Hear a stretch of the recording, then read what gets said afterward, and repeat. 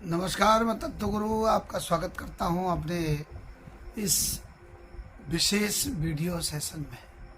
मित्रों, आज मैं गायत्री जी के बारे में, जो कि 2023 में श्रावण के महीने में, यानी कि इस बार अधिक मास होने से, क्योंकि एक पक्ष आगे लगभग चला गया है, 30 तारीख को मनाया जाए या 31, इस पर जो एक वैचारिक मतभेद हो रहे हैं, उन पर एक अपनी बुद्धि से प्रकाश डालने के लिए मैं आप सबके सामने आया हूँ।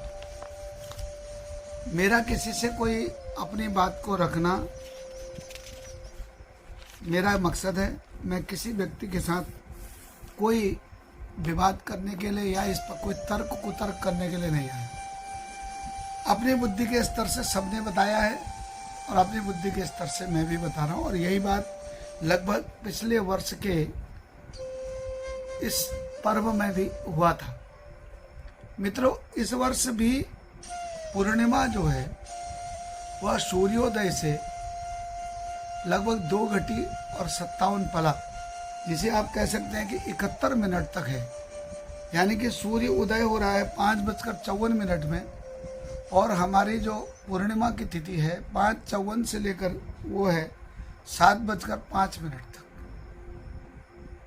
अब यहाँ पर प्रश्न उठता है कि भाई, बहुत सारे मनुष्य विद्वान लोगों ने शास्त्रों का प्रमाण दिया है कि भाई 3 घटी से कम अगर पूर्णिमा होती है तो उस दिन उपाकर्म नहीं होता है। ठीक है, अपने हिसाब से बिल्कुल सही कहा शास्त्र के हिसाब से। परंतु आज के इस दौर में उपाकर्म कितने लोग करते हैं और उपाकर्म के बारे में कितने लोगों को जानकारी है, ये सबको पता है, क्योंकि ये मात्र महज एक परिचर्चा करने का और विद्वता दिखाने का एक विषय बन गया है।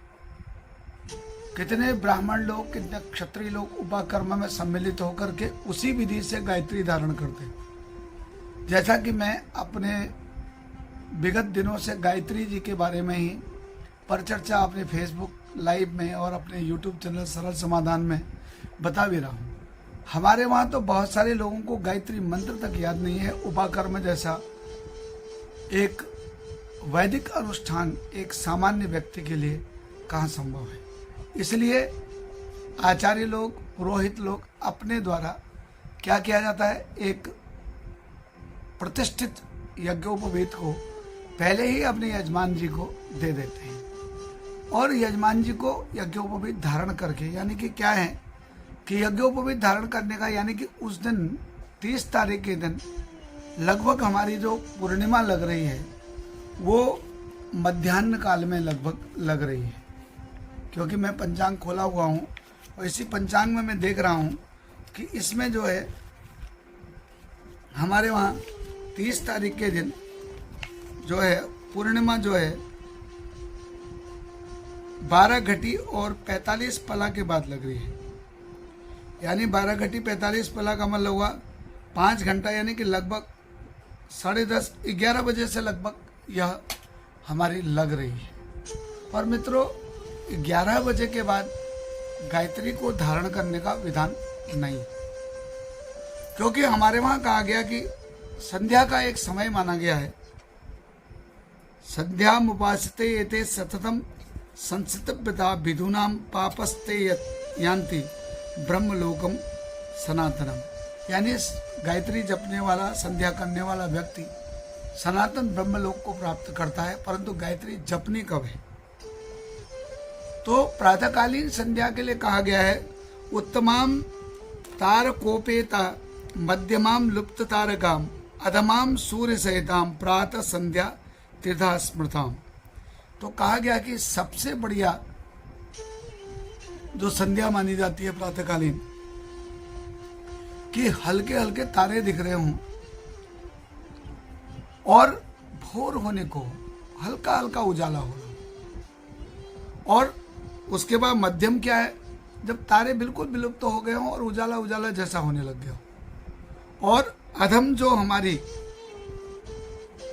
संध्या जो मानी गई है कि वो सूर्य भगवान की उपस्थिति के बाद जब हम करते हैं तो वह जो है अधम हमारे वहाँ संध्या मानी जाती है। तो क्या है, अब इसके लिए एक जगह पर हमारे वहां भागवत जी में भी आता है, अज्ञान ध्वांत विध्वंस कोटि सूर्य समप्रभ, यानी कि वो अज्ञान का ध्वांत, ध्वांत किसको कहते हैं, जिसे अविद्या भी कहा गया।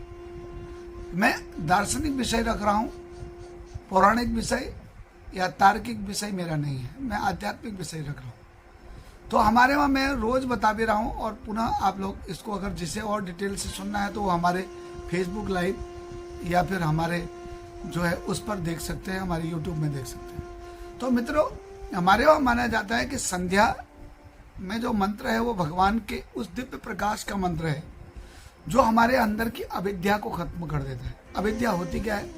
अविद्या का मतलब होता है कि जब क्या हो जाए कि रात्रि गमिष्यति, यानी कि जब ऐसी समय हो कि जब रात्रि भी न हो और दिन भी न हो, सामने पर पड़ी हुई वस्तु ऐसे सर्पिलाकार रूप में पड़ी है और आप ये निर्णय नहीं कर पा रहे कि ये सांप है या ये रज्जु यानी कि रस्सी है, तो वह समय जो है सबसे बेस्ट अध्यास का समय माना जाता है। अगर बाय द वे आपको कहीं जाना है और रास्ते में इस प्रकार से आपके कोई वस्तु पड़ी हुई है और आपको तुरंत जाना है, आपकी ट्रेन छूटने वाली है, तो आपकी वो ट्रेन को पकड़ने के लिए आपको क्या करना पड़ेगा? निर्णय करना पड़ेगा कि ये क्या है।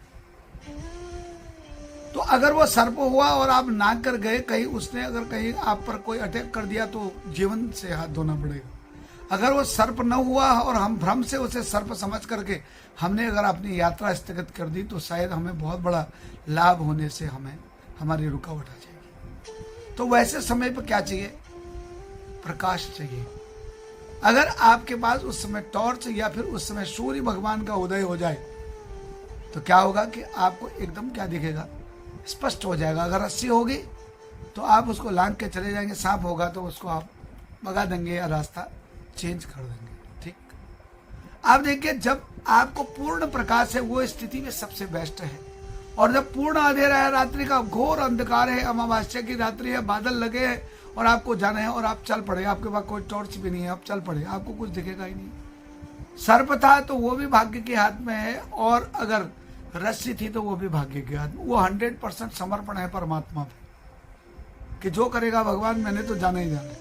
और अगर पूरा उजाला हो तो वो तो उजाला ही है। तो इसलिए जब हमको बिल्कुल ज्ञान नहीं है, और जैसा हमको बता दिया, जैसे हमें बिल्कुल किसी भी प्रकार नाव चलानी नहीं आती है या ड्राइविंग करनी नहीं आती है, हम चुपचाप जाकर के ट्रेन में या बस में बैठ जाते हैं या फिर नाव में बैठ जाते हैं और वो विश्वास करके कि हमें पार कर देगा, तो वो स्थिति भी बढ़िया है।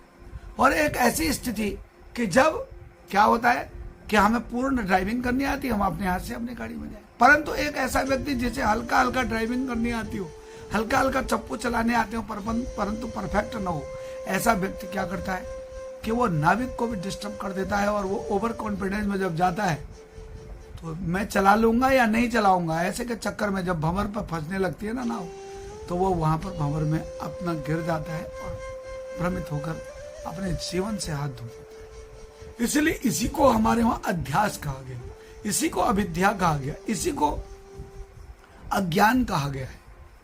और इस अज्ञान को दूर करने के लिए सबसे बड़ा ज्ञान जो है, वो मंत्र जो है, वो गायत्री मंत्र है। और उस मंत्र को कब जपना है? जिस समय ऐसा अज्ञान का समय हो। मैं रोज बताता हूं कि वो अज्ञान का समय है ठीक सुबह और शाम। तो इसलिए हमारे वहां कहा गया कि ब्रह्म मुहूर्त, यानी कि सूर्योदय से 72 मिनट पहले का समय ब्रह्म मुहूर्त कहलाता है। और सूर्योदय के बाद 72 मिनट तक का समय भी लगभग हमारा प्रातः काल का समय ही माना जाता है। तो अब अगर जिस दिन हमारा यज्ञोपवीत हमने धारण करनी है और हमारा संध्या करने का समय सूर्योदय से पहले है, तो क्या हम उस दिन पुराने यज्ञोपवीत से हम अपनी संध्या करेंगे? और उसके बाद फिर हम जब सूर्योदय हो जाएगा या फिर उसके बाद फिर हम संध्या करेंगे? ऐसा गलत है। और अगर बाय द वे हम 30 तारीख को मनाते हैं तो सुबह हम पुरानी यज्ञोपवीत से जो है हम संध्या करेंगे, और फिर हम लगभग 11 बजे के बाद जनेऊ यज्ञोपवीत हम धारण करेंगे। तो कौन सा समय है?